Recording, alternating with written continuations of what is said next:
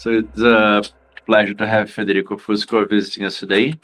Federico is an assistant professor in the Department of Computer Science, Control and Management Engineering, Sapienza University in Rome. He was previously a postdoc and PhD in Rome as well. And Federico also been a visitor at Google Zurich for some time. He has like a lot of great work done with people there on some model optimization. And in his work, Federico really uncovered a lot of the structures bilateral trade. He's one of the main experts in bilateral trade and learning functions. So we're gonna hear. Thanks, Federico. Okay, great. So, hi everyone. I'm happy to be here. I hope you can see the slides and hear me. So, as Renato was kindly saying, today I will talk about online learning and economics. So, I guess many of you are familiar with kind of this field, but let's start from scratch. Imagine that you want to sell an item. So you are the guy on the left, you have a box and you want to sell it to someone that has like a private valuation BT, and you want to make as much money as possible. What do? Okay, the classical assumption is to have some prior information on like the market information, on the market situation. And the classical model, that was formalized by Myerson in like one of the milestone of economics, is to say, you know what, I imagine that this valuation, the willingness to pay of the other party is modeled by some random variable that of which I know the distribution, but I don't know the realization. Okay, so this is like the standard approach. Now, the starting point of this line of work is to say, okay, this assumption is not always realistic. Why? You can have like many reasons for that. It's possible that you don't have enough data, or it's even possible that, why should you assume that there is an underlying distribution? So what is the natural solution, the natural modern computer science solution to that? Let's factor in learning. So let's add the learning and machine learning to the picture. And this is like the broad research agenda, and there are many like alternative solutions to that. So and here I just want to give you like an idea of which are the possible alternatives, and to give you kind of a perspective of the many works in the area. So the first natural assumption is to say, I don't know the distribution, but I kind of have access to a few samples. Let's say that I have only one sample from this distribution, and it is like arguably the minimal amount of information I can get of it. And this is the single sample paradigm. Tons of work on this in this paradigm. But what is like the downside? With one single sample, typically what you can get is at most a constant multiplicative approximation. So let's see whether more samples can help you. And yes, so here there are tons of work on sample complexity, meaning that I give you a precision epsilon. How many samples do you need in order to design, let's say, a mechanism that is epsilon precise? And also here, many works. So now we are shooting with sample complexity, we're shooting for an additive approximation. So I fix an epsilon, I want to be epsilon close to it. And then there is this line of work, some of you are in this paper, is to say, okay, maybe it's a bit too much to assume that I know that I get samples from the distribution. Why? Because maybe, the model is not compatible with obtaining the full sample. So let's say that I only can perform some kind of query to the distribution, and how can I use it to get an optimal mechanism or nearly to optimal mechanism? And finally, this is the perspective that I'm going to adopt, is online learning, that, in my opinion, kind of mix and match nicely together all the ingredients of the previous models. So what is the idea? You just say, okay, I have no clue about the environment, so I learn it on the go. I cast this problem as a repeated problem, and I learn on the go, so that I have to pay, let's say, for each sample or for each query that I make to the distribution.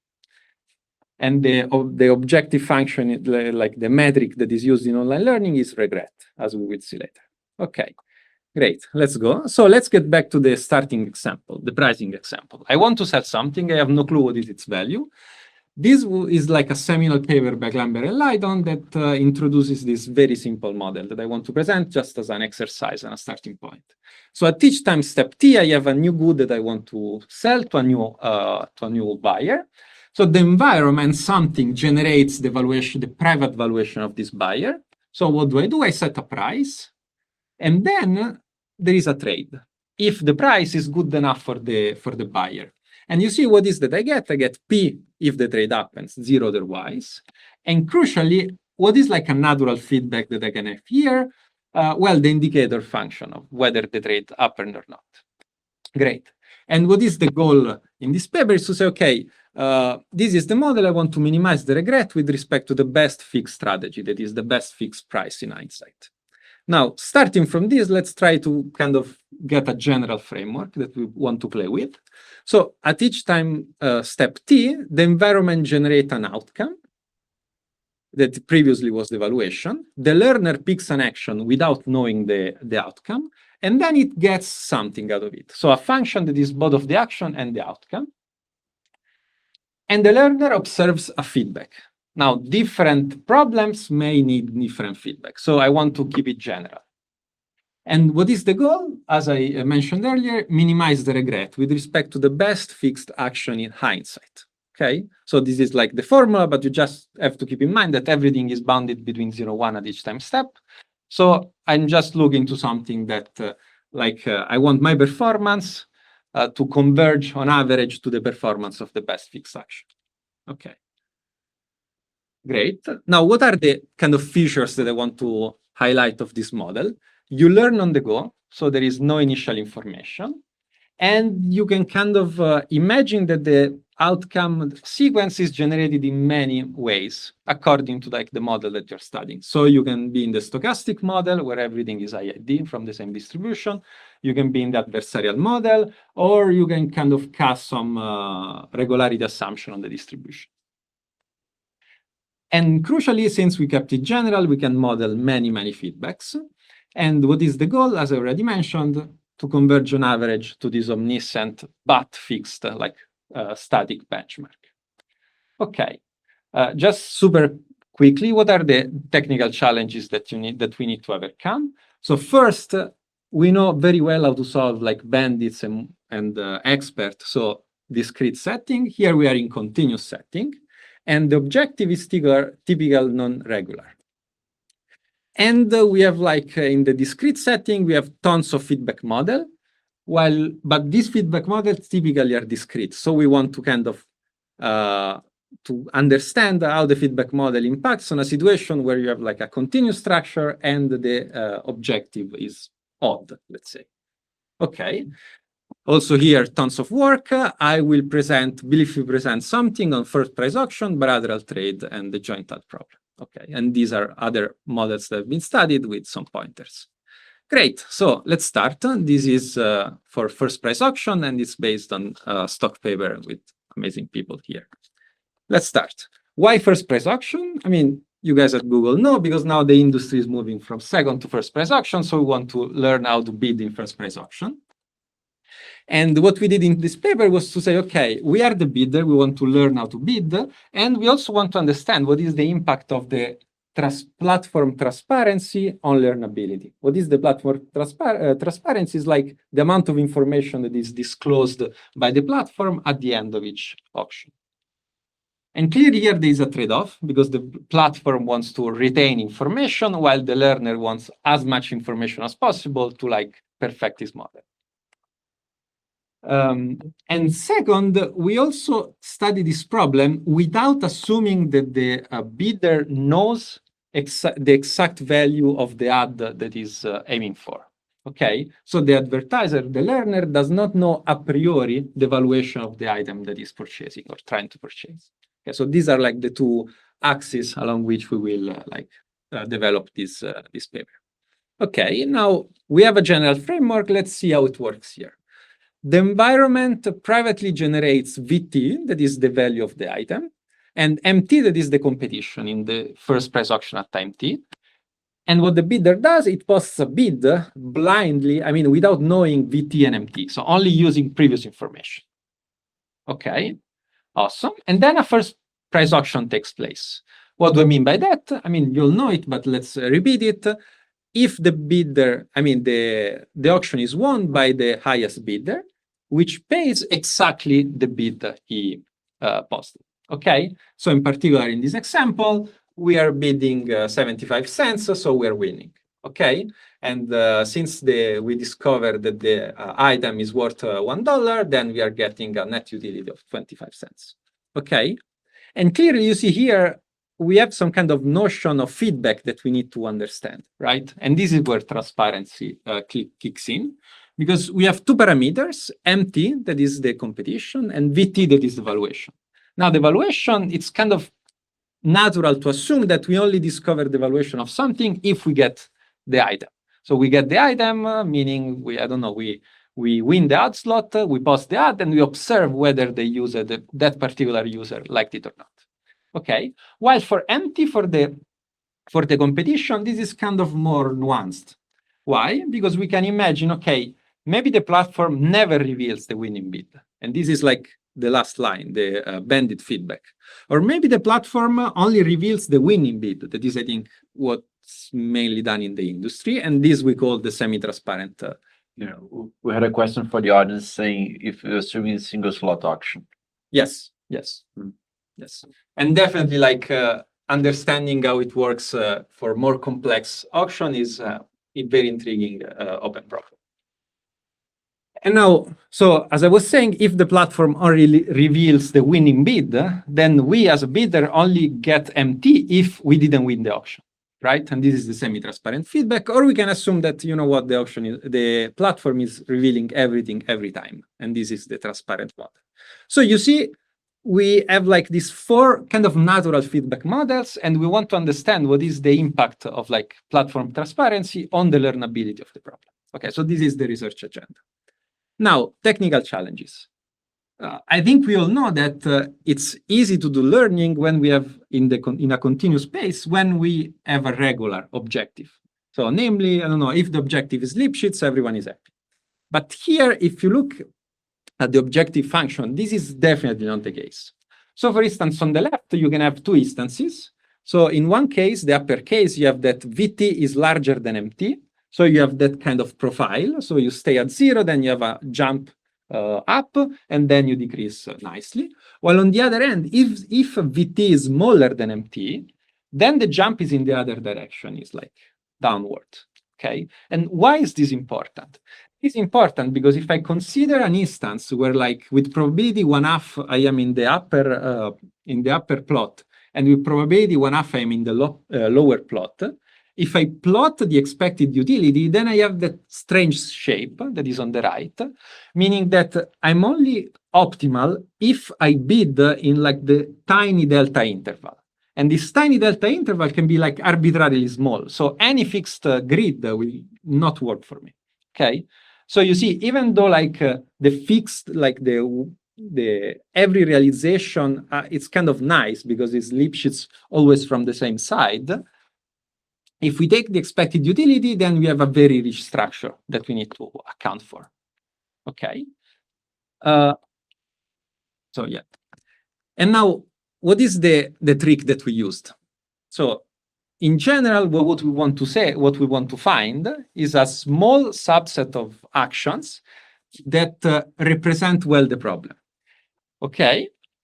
And so what we typically need is a discretization lemma. And here we managed to prove this discretization lemma that says, okay, consider any fixed grid X. Then we can compare the performance of any continuous bid, let's say B star, with the best bid in the grid. We can do it, and we are paying this strange term here that is just saying, you know what, the fixed grid is kind of dividing the 0-1 interval in subintervals, and the subintervals with highest probability will be the error term to some extent. Okay, so this is no standard. This is a no standard guarantee, but this is what we get, and this is what we can use. Okay. Now, utility per period. Oh, sorry? Utility per period. Yes, this is the utility per period. Yes, very good. But that is the consequence of Lipschitz. The Lipschitz is the right, is it? True. I mean, it's a bit that, and also, I mean, this is really, we needed to play with the structure of the objective function, because the objective function has like this difference times this indicator.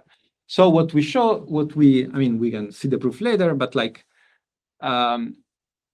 we can play a bit and we can kind of get rid of one part of this term, and we are only left with like the indicator, and this is why we have this probability of M. Yeah.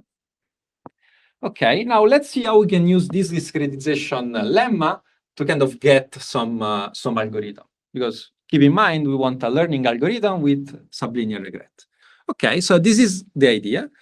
So let's say that we can get n samples from the random variable m, because now we're in the stochastic setting. Then we sort them. So here on the bottom, we have two realizations. And now we look at the sorted samples and we get square root n points in the sample space that are equally spaced. So I get the first one, the square root n plus 1 point, then 2 times square root n plus 1, 3 times square root n plus 1. Okay, so you see, I get like a grid that is not uniform, that depends on the structure of the random variable m.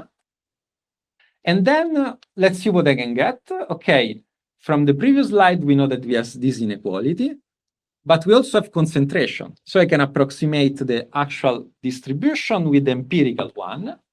And then and then I have to pay clearly like the standard error term.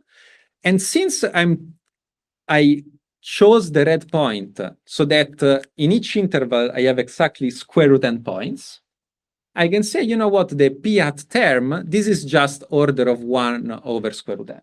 Okay, so with this trick, I have found a randomized grid that has a small discretization error. And once I have this, I'm done. Why? Because I have a natural learning algorithm, meaning for n times I play bit 0. And if I play bit 0, then beyond the bandit feedback, I always observe the winning bid, that is MT. And then I construct the grid as I explained earlier. And then on this grid, from that time onwards, I'm playing my favorite algorithm. Now, which algorithm? It depends on the feedback. So if I am in the semi-transparent model where MT is observed only when the auction is lost, then I have to use the bandit algorithm, right? And in particular, I get like the regret guarantees of bandits, that is square root t times the number of actions, the cardinality of the grid, okay? And then I have like, so there is the exploration term that are the first n time steps, then the bad event, the probability that like the approximation was not good enough.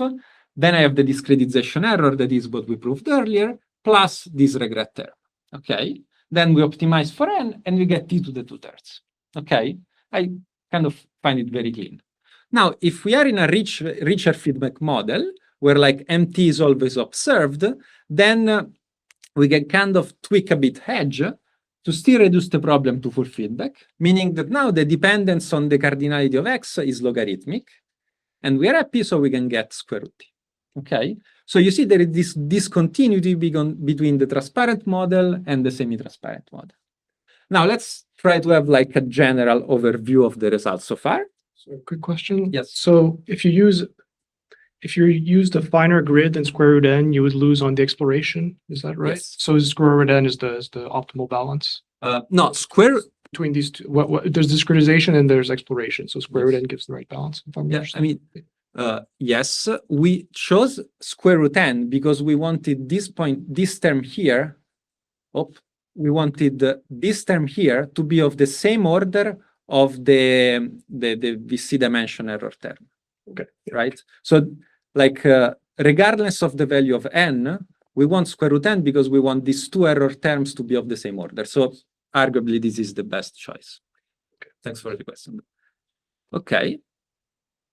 Now, this is like huge tables that characterizes this kind of works. Now, on the columns, we have like the different, like the natural data generation model. So either we are in the stochastic case or in the adversarial case, and sometimes it's useful to assume that there is some regularity on the instance. So I'm not going to define it formally, but just keep in mind when you see smooth, it just means that you are adding some regularity to the instance. And on the rows, you have like, okay, what is the feedback model?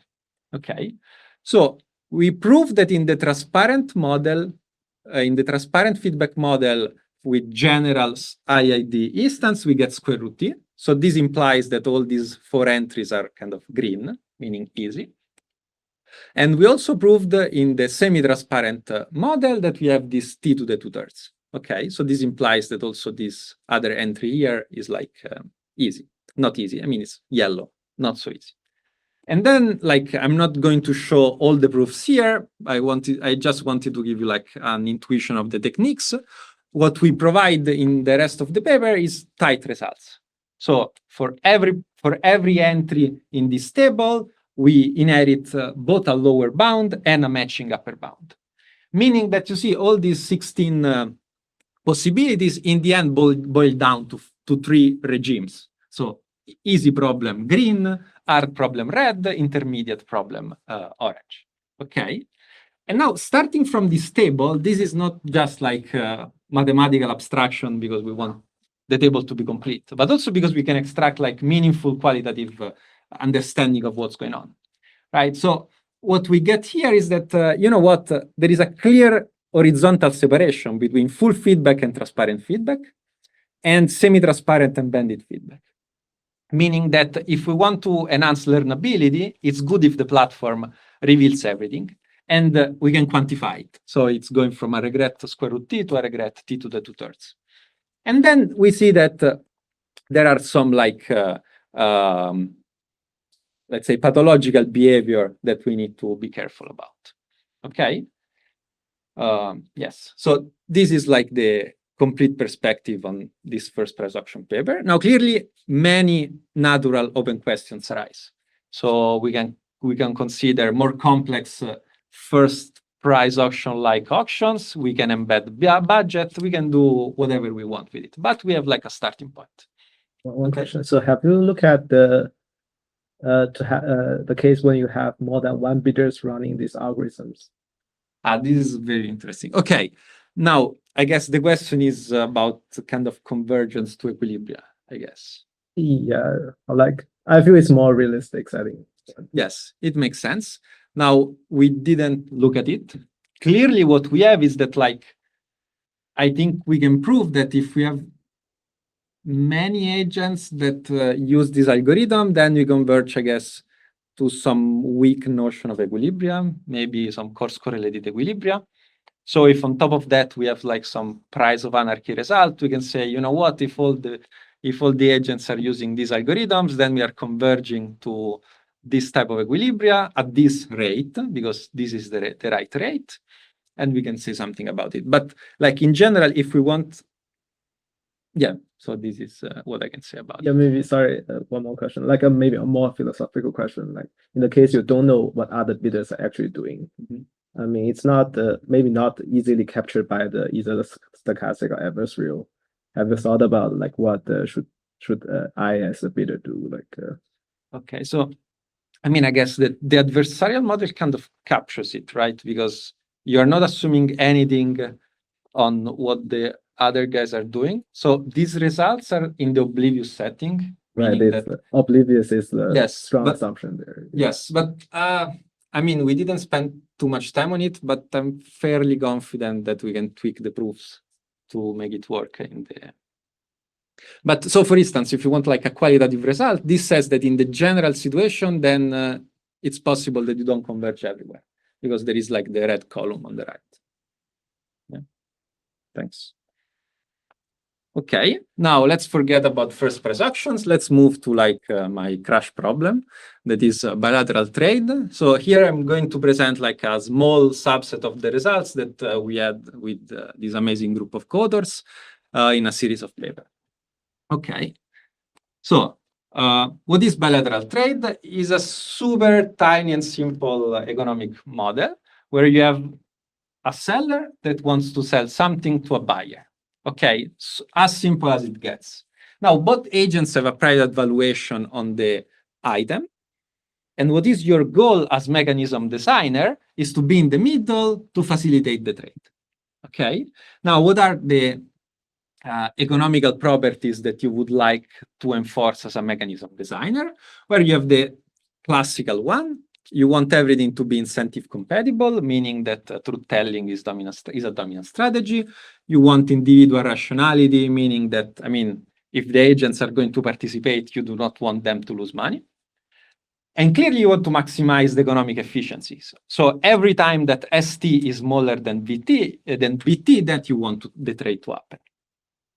And now, on top of these three super general properties, you also want something that is really specific to this problem. You do not want to be the one that subsidizes the market.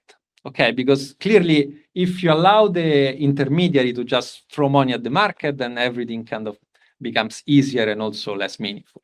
Okay, and this property is called budget balance. Now, as you may know, there is this like seminal paper by Meyerson and Satterwhite that says, okay, there are some instances where it is not possible to have all the four properties. So as computer scientists, we're like, what can we do? We can say, okay, you know what? I'm kind of weakening one of these four desiderata. And in particular, I'm weakening the efficiency. Okay, so I'm not interested in full efficiency. It's good to have some approximate efficiency. And on top of that, it's also natural to study simple mechanisms. Okay, so not consider this problem in full generality, but saying, okay, what is like a simple but yet meaningful mechanisms that I can use? And here, as you can see from the picture, we study fixed price mechanisms, meaning that the platform, the intermediary, that is like the desktop in this image, is just posting prices to the seller and to the buyer and sees what happens. Okay, great. Now, this is the economical framework. Now, let's look at the online learning problem, where at each time steps t, a new pair of seller and buyer arrives. The evaluation as t for the seller and bt for the buyer. The learner posts prices, so pt to the seller and qt to the buyer, and observes whether the trade happens or not. So this is like the meaningful feedback in this situation.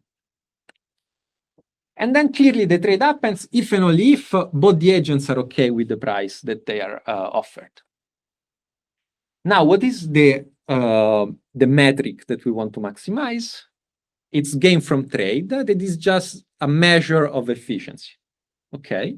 Now let's try to parse it because it may be scary at the beginning. So the gain from trade, if we post price P and price Q, is just the difference between the valuation of the buyer and the valuation of the seller times the indicator that the trade happens. Okay, so it's just the increase in the happiness of the world at the end of the trade. Okay, so yes, so the first indicator is just the seller is okay with the price. The second, the buyer is okay, and then you just like the prices, they do not appear in the formula because they cancel out. Okay, great. So this is the problem that we want to study. And once again, what is the performance measure is the regret. Okay, the regret with respect to the best fixed price in hindsight. And what is the action space are all the pair of prices. And now this is like technical lemma. It's enough to consider as benchmark the best fixed price because it's kind of easy to prove that there is no point in posting two different prices if our only goal is to maximize efficiency. But as we will see, posting two prices is great, and we will see it later. And this was kind of surprising when we discovered it. Okay, and so goal, we want to solve this problem, and we also want to see the different notions of budget balance that are out there in the literature, how they impact on the regret rates that are attainable. Okay, let's go. The first notion of budget balance is the one where the platform only posts one price that is the same for the seller and for the buyer, And that's it. So the platform neither receives or inserts money in the trade. And from like an optimization perspective, this is also kind of the best thing to do, because from an optimization point of view, there is no point in posting two prices because you are only losing trade opportunities. And for this notion, we have a very strong impossibility result, meaning that no strongly budget balanced algorithm achieves sublinear regret. And the example is fairly easy. So what you can construct are two instances, SB and S prime B prime, that are very far apart, meaning that the best fixed price for one instance is very far from the best fixed price for the other instance. But the feedback that we receive in this problem is not rich enough to allow the learner to separate between these two instances. What do I mean by that? Now, in this square, you can see on the x-axis the valuation of the seller, on the y-axis the valuation of the buyer. And then if we are posting one price, it means that we are posting the same price to the seller and the buyer, so we are posting something on the diagonal. And what is the feedback is whether the trade happened or not, meaning that we only kind of have access to the indicator random variable of this rectangle. Okay, so this is the feedback that we can access with only one price. And what happens is that we can construct two instances that are very different, but that always replies in the same manner to probes of this form. Okay, so without going into detail in the structure of the distribution, what happens is that one single price is not enough to do learning. Okay, and not because the instances are difficult, but because the feedback is not rich enough. Okay, so this is a first impossibility result that holds in the stochastic setting smooth, so the less general possible. Okay, so let's move to weak budget balance. That is the situation where you can post two prices, but remember, you do not want to subsidize the market. So the price that you post to the seller is smaller than the price that you post to the buyer. Okay, and once again, what is the phenomena that we want to avoid? We want to avoid situation where you post a price and you kind of cannot understand what is the gain from trade that you are extracting from it. And this is a simple example. Imagine that you have these two instances. In one case, you have the devaluation of the seller in 0 and the valuation of the buyer is 1. And in the other case, both valuations are just 1/2. So these are two very different instances. Now, you post the price 1/2. You observe the same feedback, but in one case, you're getting a gain from trade of 1. In the other case, you're getting a gain from trade that is 0. Okay, so we want to overcome this problem with feedback. Okay, and what we came up with is we call the magic estimator because it's kind of magic to us. That and we proved that posting two prices allow to estimate the gain from trade. So what is the estimation procedure? We get a input price P, and we can query the environment with two prices. Okay, so we want to understand what is the gain from trade in this situation. So what do? We toss a biased coin with probability P of success. If we have a success, then we draw something uniformly at random in the 0P interval. Okay, so if success, then we look at the left of P. We draw something uniformly at random, and we post this uniform random variable to the seller and P to the buyer. If there is a failure in the coin toss, then we look on the right. So we post P to the seller and a uniform random variable in this interval to the buyer. Okay? And what we prove is that if we look at the expected value of this procedure, of this random variable, we get exactly the gain from trade in P. So let's try to parse what we are doing here. S and B are fixed value. So we are not assuming any randomness. There are these two values, S and B, but we don't have access to them. The only query that we can do to the problem are posting two prices and see whether these two prices are okay. right? And what we showed is that if we have this randomized probe, we can reconstruct the expected gain from trade. Okay, so incredibly, like surprisingly, posting two prices, even though it looks like the wrong thing to do, from the learning perspective, is the right thing to do. Okay, now unfortunately, we have another impossibility result. So the estimation procedure solves kind of local observability. So we know what is the gain from trade in a certain in a certain point, but the action space is too large, and we cannot exploit it in a meaningful way. So consider this simple instance where you have either 0, 1/2 or 1/2, 1. So you only have these two instances. Okay, what is the optimal thing to do? Is to post price 1/2. Okay, because if you post 1/2, you always observe a trade with probability with the gain from trade 1/2. Okay, but with the feedback that we have so far, there is no way we can get this like the right price, because you can imagine you can construct an instance where this P star is just like I don't know, uniform in some neighborhood of 1/2. Okay. So the optimal price is impossible to find. So we solved the observability, but the structure of the action space is still too complicated. Okay, how can we overcome this? I mean, one attempt, and it turned out to work, was to say, okay, you know what? Let's consider only simple instances.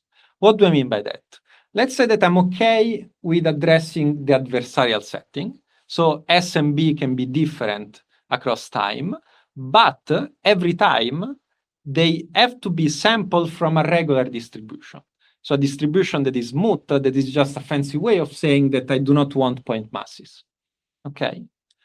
Now, if we do not allow point masses, then these examples cannot exist. Is that Myerson regularity, just regularity? No, it's like a smoothness. Is just like you assume that there is like the distribution admits a PDF, and the PDF is upper bounded by some value.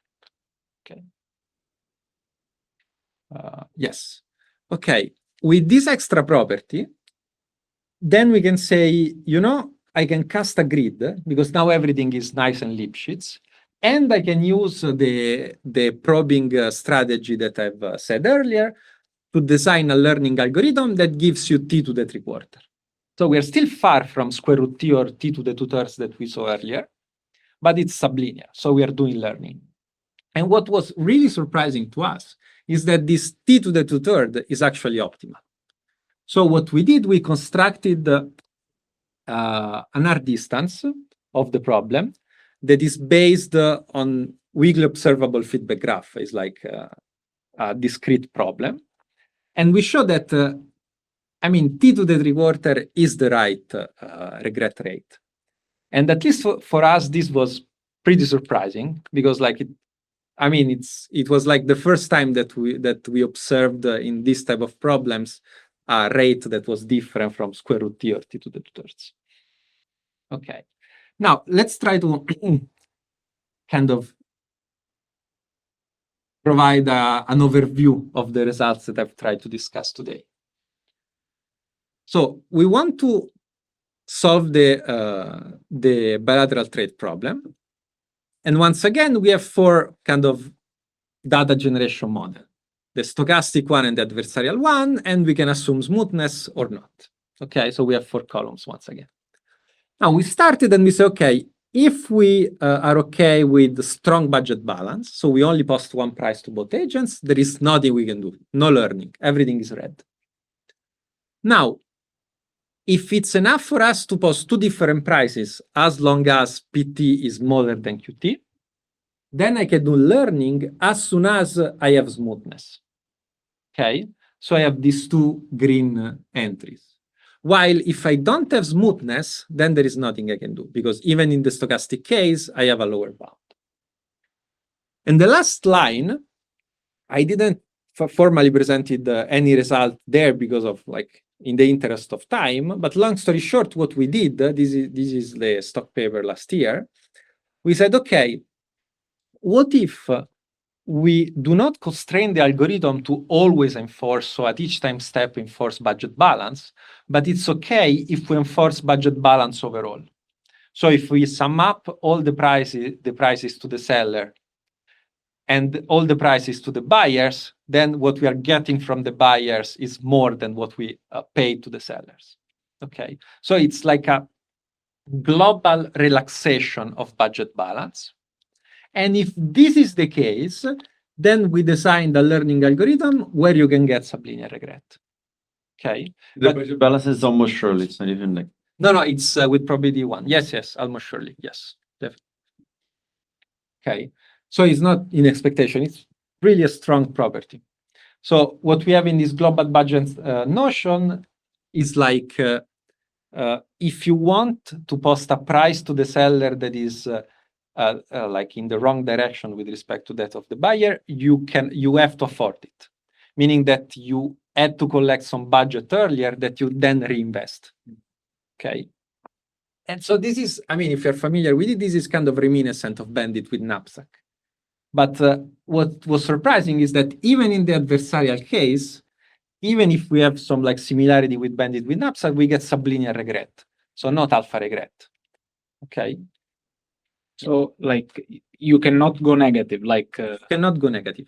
and Because if you do, you cannot go negative. I mean, globally it's still 0, but you go negative for some period and then you recover later. thanks. The fact is that if we are in the adversarial setting, it's always possible that we go down and then the instance is always like 0. So there is no way for us to go up, right? So the kind of property that we enforce is actually stricter. It's more like if you want to go down, if you want to not be budget balanced, then you have to afford it. Okay. Clearly. So this kind of, I hoped, gave you like a perspective on the richness of the game from trade and bilateral trade problem. Okay, great. Then, if it's okay with you, I would move to this last model that I want to present. Yes. Before you go to that, there's a question on the model. So here, if my understanding is correct, you restrict the learner to be only doing posted price. Yes. It's all about allowing the learner to do a general mechanism. Yes. Okay. Thanks a lot for this question. Now, if we are restricting ourselves to deterministic mechanisms, there are characterizations. So any dominant strategy incentive compatible, individually rational, and strongly budget balanced algorithm are fixed price. You could get more information from brownie rules. No. What I'm saying is that if like the class of mechanism I'm trying to maximize over are the strong budget balance one, then posting one price is the only thing I can do. If I want to do like, if it's okay for me to be weak budget balance, then what I can prove is that like you give me any mechanism that is weakly budget balance, I can construct another mechanism that is fixed price, whose gain from trade is strictly larger. Not strictly larger, but like dominates the gain from trade or the other mechanism. Now, it's possible that with the other mechanism, you get more information, but I don't see it. Like, for example, by revelation principle, I can ask seller and buyer, just tell me their values. And then I run a strong budget balance mechanism. So, yes. No, I mean, this is not incentive compatible, right? So I guess there's some commitment, but okay. Then, so maybe I don't know. Yeah. So if we add randomization, then the mechanism space is richer, and we can get something more out of it. But then it was not clear to us how to do learn. Okay. Okay. Now, last few minutes, I want to talk about this recent TC paper with Gagan and Paul that I think are in the audience somewhere. That is once again an economically motivated online learning problem. And the setting is really simple. Imagine that you have two agents, a brand and a merchant, and they want to buy an item. Okay, they don't trust each other, so you have to treat them separately. How do you set up the auction? Okay, so here there is the nice plot where like you have the someone that is making shoes and someone that is selling, and they want to buy the app for their products. Okay, so what is the goal is to design a revenue maximizing mechanism. Okay. It turns out that now, if we consider the class of all individually rational and dominant strategy incentive compatible mechanisms, we get something way richer than posted prices. In particular, we get like a situation where like the allocation region of the mechanism has like this monotone shape. So if you go in the northwest direction, you want to remain in the allocation region. Okay, and we can also characterize the pricing strategy that is just given by the projection of the declared bid on the boundaries of this allocation region. So there is this nice geometric interpretation of the problem. Now, you can imagine what is the online learning framework. Two buyers arrive, the learner picks a mechanism, and then the trade happens according to the mechanism. And the learner gains the revenue out of this. And what is here a meaningful feedback is full feedback. So you see everything, okay? Now, what are the technical challenges? We are in full feedback, meaning that the agents declare their valuation truthfully. So the feedback model is way stronger than what we studied earlier. But the action space is huge. It's not even parametric because it's like all the functions that have that particular shape, okay?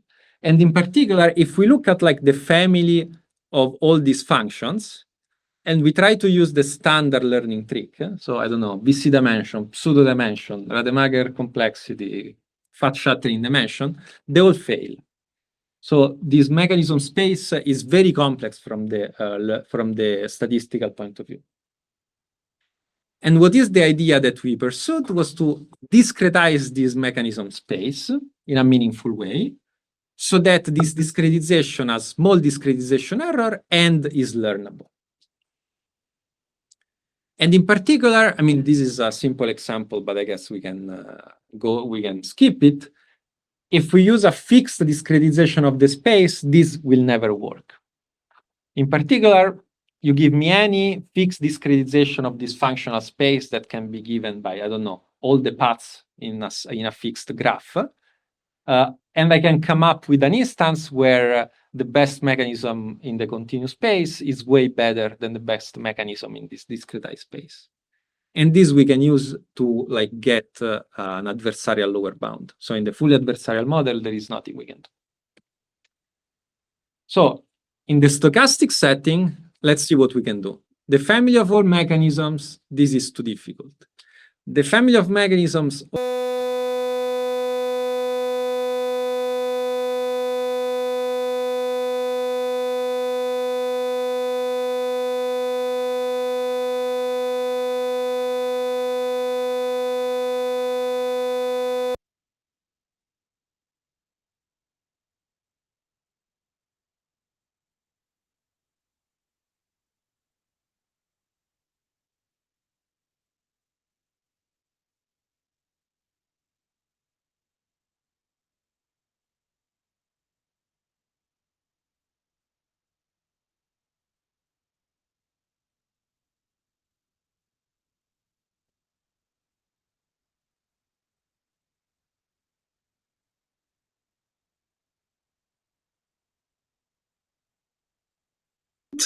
So to wrap it up, what is the message that I want to convey? Online learning is the right tool to learn economic problems. Why? Because you learn on the fly and you have a very simple way of capturing explore and exploit trade-off. And from like the more mathematical perspective, they offer a playground to play with techniques that are original and not out of the shelf. And you can have tons of algorithmic tricks that I have tried to represent here. And you also have a lot of lower bound construction tricks that you can use. Great. So thank you for the attention.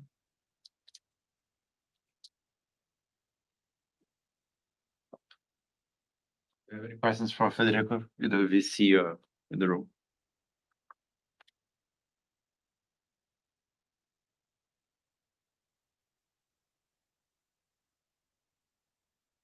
One question that I had that if you allow budget balance in bilateral trade to have a slack, like allow sublinearity in budget balance, like you allow to or on the limit it needs to go to zero on average. Does it get any easier? Can it get better balance? It definitely gets easier. Because what is the idea? The idea is that, let's say that at each time step, I can afford some delta violation. Okay, so this means that I can diffuse the R distance where I had this like 0, 1/2, 1/2, 1. I can diffuse it and I only pay delta in the budget balance. So if delta is, I don't know, 1/√t, I already get sublinear violation in the worst case, and I can get no regret. So this definitely is the case.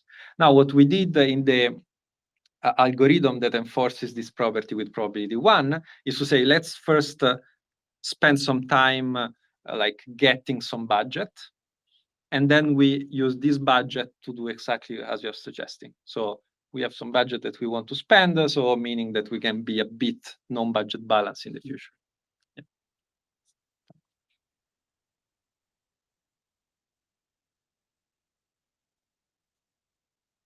Sorry if I missed this, but did you also look at the, have you also looked at the question bilateral trade of course, maximizing the platform revenue Okay. minus P? It seems like this is what these high frequency traders are doing. Yes. So this was part of the work in progress. So actually, what we have, I have two news on this. So the first one is, what if I'm trying to maximize revenue and I'm restricting myself to the class of all possible mechanisms? This is kind of similar to the question earlier. So if I look at this type of mechanisms, they have a structure that is similar to the one that we observed in the joint up problems. So in particular, like the structure is that instead of having like northwest monotone regions, we have northeast monotone regions. So in particular, like following up on the EC paper, we got √t tight regret for joint up problem. And this implies √t tight regret in the profit maximization for bilateral trade. So this is like something we're submitting soon. Now, the other natural question is like, what if I am restricting myself to fixed price mechanism, right? So I'm posting a price to the seller, a price to the buyer, and that's it. So simpler class, but weaker feedback, because now I only observe one bit of information as opposed to like everything, right? And this is, we are still working on it, and we still don't have definite answer, but more than happy to discuss it more offline. So you mentioned this result on having learning agents in the first price auction and price of anarchy. Yeah, I don't have a result there. I was just saying that if you had a price of anarchy result, and if you could prove that everyone playing no regret would converge to a certain set of equilibrium, then you could imply that if everyone plays there, you are getting to a situation where you are not far off from the optimal solution. Yes. I see. So, some special class of yes, maybe yes. So you didn't prove that, right? Or did you prove that for some setting? No, I don't have any result on like price of anarchy or convergence. No, I only studied so far only online learning. And I mean, my intuition is that if you want some kind of dynamic result, first you have to put the first layer of bricks that is like online learning algorithms, and then you can study where these algorithms go. Yes. Yeah, because I was curious, like what happens if so in this setting, you have to assume that the game stays the same for each interaction, right? It's a repeated identical game, and you're not changing the game every time. So for example, like for each iteration, if you sample valuation from a distribution, then maybe like they won't be able to reach the equilibrium. Yes. Or We had both results for the stochastic setting, that is the one you're describing, and the adversarial one, where in the adversarial one, there is some adversary that kind of changes the evaluation. Yes. Thanks. Right, so I think we're out of time, so let's thank Federico again.